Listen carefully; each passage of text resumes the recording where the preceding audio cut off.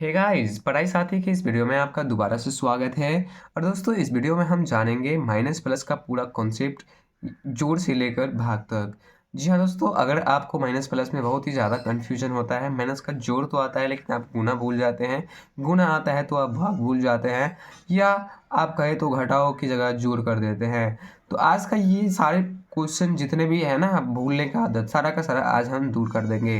इस वीडियो में आप सबसे पहले हम क्या करेंगे कि आपको दिखाएंगे कि कैसे जोड़ प्लस क्या होता है।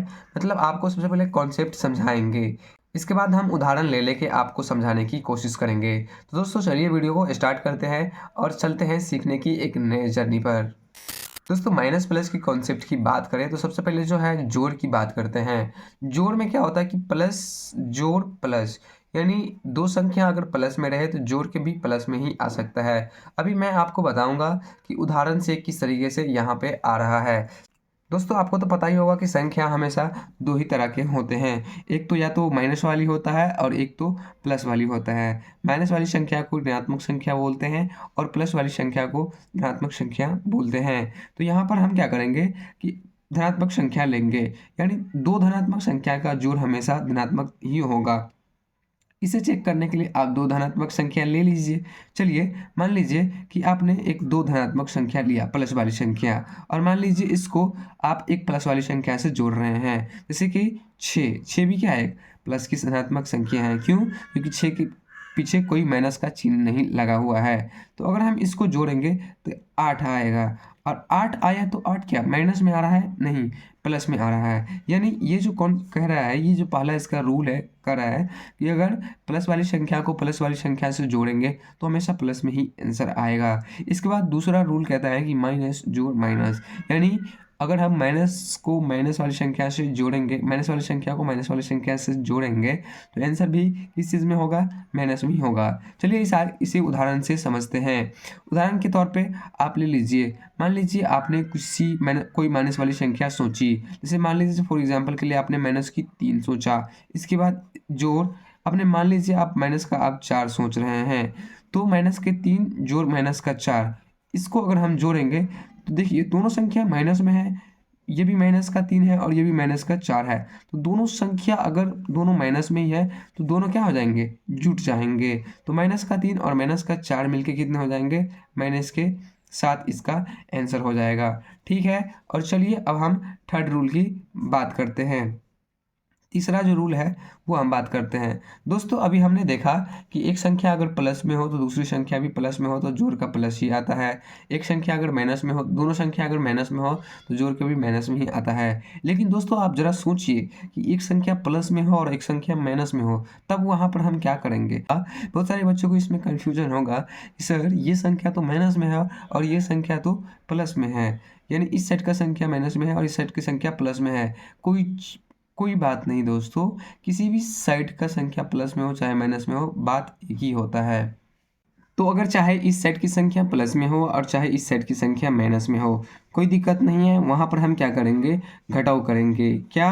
घटाव करेंगे। हाँ, आप सही सुन रहे हैं, हम बना तो रहे हैं जोड़, लेकिन वहाँ पर हम घटाव करेंगे। कब घटाव करेंगे? जब हम एक संख्या प्लस का रहेगा और जब एक संख्या माइनस का रहेगा, तब हम क्या करेंगे? जोड़ ना करके घटाव करेंगे। ठीक है, चलिए अब हम इसे एग्जाम्पल से समझते हैं। जैसे मान लीजिए आपने एक प्लस वाली संख्या सोचा 12, जोड़ आपने एक माइनस वाली संख्या सोचा माइनस का 2। अब यहाँ पर देखिए एक प्लस का है और एक माइनस का है, तो यहाँ पर क्या हम जोड़ करेंगे? नहीं, है तो जोड़ का चिन्ह, लेकिन यहाँ पर हम घटाव करेंगे। दोस्तों, बहुत सारे बच्चे को इसी में कन्फ्यूजन होता है और एससी में जो है वो क्या करते हैं, और इसी में जो है क्या करते हैं, वह हमेशा गलती करते हैं। जब चिन्ह अलग अलग ना हो तो उसको हम घटाव करते हैं। ठीक है, आपने समझ लिया। अब यहाँ पर हम घटाव किसके साथ किसको करेंगे? तो जो भी बड़ा वाला संख्या है ना, उसको उसके साथ आप छोटे वाली संख्या का घटाव कर सकते हैं। तो बड़ा वाला संख्या यहाँ पर 12 है और छोटी वाली संख्या 2 है, तो 12 में से अगर 2 घटेगा तो यहाँ पर 10 इसका आंसर हो जाएगा। 10 इसका आंसर ही नहीं होगा। यहाँ पर आपको एक चीज़ और देखना है कि इन दोनों संख्या में से सबसे बड़ी संख्या कौन सी है। तो ऑब्वियस सी बात है, सबसे बड़ी संख्या 12 है। तो 12 का जो चिन्ह है वो क्या है, माइनस का है या प्लस का है। 12 का चिन्ह जो है प्लस का है, इसका मतलब प्लस का 10 आंसर होगा। दोस्तों अगर बड़ी वाली संख्या माइनस में है तो आंसर भी माइनस में ही होगा। आपको ये चीज़ हमेशा ध्यान रखना है। जैसे एग्जाम्पल के लिए अगर आप अभी भी नहीं समझ रहे हैं तो मैं आपको फिर से समझाने की उदाहरण लेके कोशिश करता हूँ समझाने का। अब अगर इसका हम हल करें तो यहाँ पर क्या होगा कि 12 में से 2 तो हम घटा देंगे, बड़े वाले में से छोटे वाले को घटाएंगे तो यहाँ पर 10 आंसर होगा। लेकिन अब आपको यहाँ पे क्या देखना है कि सबसे बड़ी संख्या 12 है और 12 का चिन्ह किस चीज़ में है, तो 12 का चिन्ह माइनस में है तो यहाँ पर इसका भी आंसर माइनस में होगा। ठीक है ना। तो यहाँ पर देखिए ये प्लस में आ गया था और यहाँ पे माइनस में आ रहा है, तो आपको ये चीज़ का ध्यान रखना है। दोस्तों यही था जोड़ का कॉन्सेप्ट। तो आई होप दोस्तों कि आपने जोड़ का कॉन्सेप्ट समझ लिया। अब चलिए हम गुना की कॉन्सेप्ट को समझते हैं। दोस्तों अब हम गुना की कॉन्सेप्ट को समझते हैं। देखिए गुना की कॉन्सेप्ट भी 3 ही है। जैसे प्लस गुने प्लस, यानी प्लस की संख्या से प्लस की संख्या को गुना करेंगे तो आंसर भी प्लस में ही होगा। इसके बाद अगर हम माइनस की संख्या को माइनस वाली संख्या से गुना करेंगे तो आंसर भी प्लस में ही होगा। जी हाँ दोस्तों, आंसर भी प्लस में ही होगा। यहाँ पर आंसर माइनस में नहीं होगा। जब हम माइनस वाली संख्या को माइनस वाली संख्या से गुना करेंगे तो आपको लग रहा होगा कि आंसर माइनस में होगा, लेकिन आपको ध्यान रखना है कि गुना में जब भी आप माइनस वाली संख्या को माइनस वाली संख्या से गुना कर रहे हैं तो आंसर हमेशा प्लस में ही होगा। इसे हम उदाहरण से अभी तुरंत समझेंगे। इसके बाद देखिए, एक अगर प्लस वाली संख्या है और एक अगर माइनस वाली संख्या है, उसको अगर हम गुना करें तो हमेशा आंसर जो है माइनस वाली संख्या का ही होगा। तो यहाँ पर आप देख लिए, अगर एक प्लस का रहे और एक माइनस का रहे तो आंसर माइनस में होगा, और दोनों प्लस प्लस का रहे तो आंसर भी प्लस में ही होगा। दोनों माइनस माइनस का रहे तो आंसर भी माइनस में ही होगा। चलिए अब इसे हम उदाहरण से समझते हैं। उदाहरण के लिए अगर मान लीजिए पहला कॉन्सेप्ट की बात करें तो मान लीजिए आपने 2 लिया, यानी प्लस की संख्या लिया और गुने 4 लिया। अगर हम 2 को 4 से गुना करेंगे तो हमेशा जो है प्लस वाली संख्या ही आएगा, यानी 8 आया। 8 क्या है, एक प्लस वाली संख्या है। क्या 8 माइनस वाली संख्या है, बिल्कुल नहीं, 8 एक प्लस वाली संख्या है। इसके बाद यहाँ पर देखिए कि एक है माइनस गुने माइनस, ये हमसे गलती से लिख गया है तो आप इसे प्लस ना समझिएगा, ये माइनस की संख्या माइनस है। तो यहाँ पर देखिए माइनस गुने माइनस, तो अगर मान लीजिए आपने माइनस का 2 लिया और गुने माइनस का 4 लिया, यहाँ पर हम गुना में माइनस और गुना एक साथ नहीं लिख सकते, इसीलिए हम इसे ब्रैकेट में बंद कर देते हैं। चलिए ठीक है, तो यहाँ पर हमने माइनस का 2 लिया और माइनस का 4 लिया। अब आप लोग समझेंगे कि माइनस का 2 और माइनस का 4 को गुना करने से प्लस वाला माइनस वाला आंसर आएगा, यानी माइनस का 8 होगा। लेकिन बिल्कुल गलत। कॉन्सेप्ट कहता है कि अगर दोनों संख्या माइनस में है फिर भी आंसर क्या हो जाएगा, प्लस में ही आएगा। तो माइनस 2 को माइनस 4 से गुना करेंगे तो 8 होगा।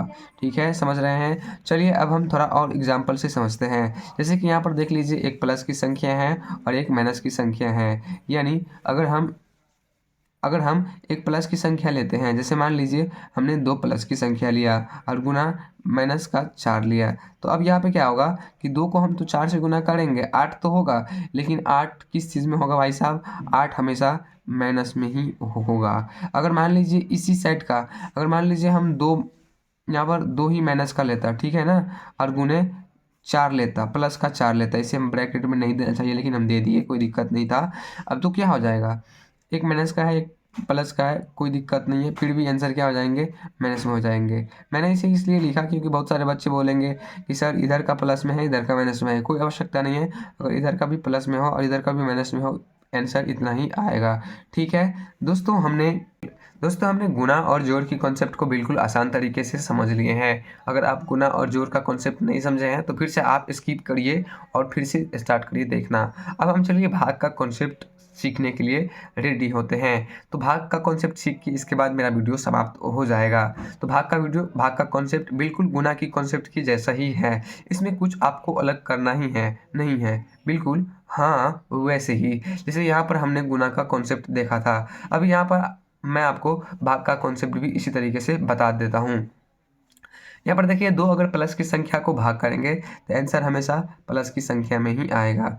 दो अगर माइनस की संख्याओं को भाग करेंगे तो हमेशा आंसर जो है माइनस में ही आएगा, नहीं, हमेशा आंसर जो है प्लस में ही आएगा। लेकिन अगर हम एक माइनस और एक प्लस की संख्या को भाग करते हैं तो आंसर जो है हमेशा माइनस में ही आएगा। दोस्तों, गुणा और भाग का कॉन्सेप्ट दोनों का सेम सेम है, इसमें कोई ज़्यादा फर्क नहीं है, मतलब पूरा पूरी एक सेम है। तो दोस्तों, यही था जोड़, गुणा और घटाना का जो है माइनस प्लस का कॉन्सेप्ट। अगर दोस्तों आप माइनस प्लस का कॉन्सेप्ट की वीडियो अभी तक देख रहे हैं तो कॉन्ग्रेचुलेशन, आप सीख चुके हैं। अगर आपको वीडियो पसंद आता है तो आप मेरे वीडियो को लाइक कर सकते हैं और इसी तरह के इंटरेस्टिंग वीडियो के लिए आप मेरे चैनल को सब्सक्राइब भी कर सकते हैं, क्योंकि मैथ का इसी तरीके का ट्रिक हम अपने यूट्यूब चैनल पर रेगुलर डालते रहते हैं।